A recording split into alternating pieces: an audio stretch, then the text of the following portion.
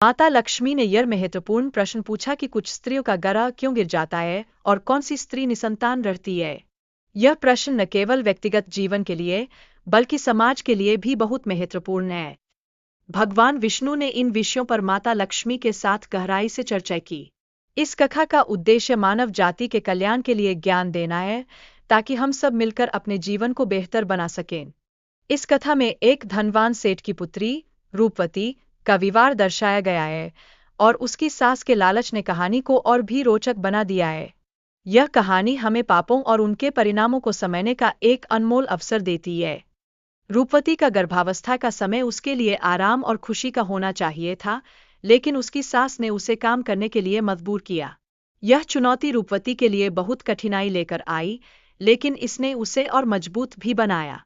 गला गिरने के बाद रूपवती की सास ने उसे गालियां दी और उसके पापों का आरोप लगाया, जिससे रूपवती की मानसिक स्थिति और खराब हो गई।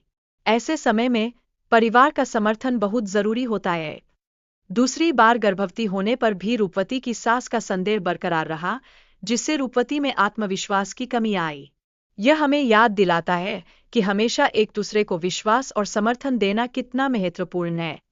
रूपवती को उसकी सास ने घर से बाहर निकाल दिया, जिससे वह बहुत दुखी और अकेली महसूस कर रही थी। यह स्थिति न केवल उसके मानसिक स्वास्थ्य पर असर डाल रही थी, बल्कि यह परिवार के बंधनों को भी तोड़ रही थी।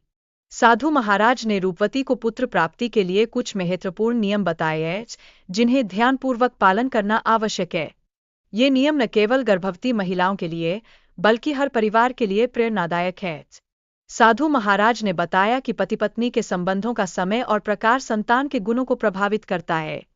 यह ज्ञान रूपवती के लिए एक नई शुरुआत की ओर ले जा सकता है, जिससे उसके जीवन में सकारात्मक परिवर्तन आए। रूपवती ने साधु महाराज से उपाय लेकर अपने पति के साथ जंगल में रहने का निर्णय लिया। इस साहसिक कदम ने उसे पुत्र की प्राप्ति दिलाई, जो उसकी उम्मीदों और संघर्ष की कहानी में एक नया अध्याय जोड़ता है।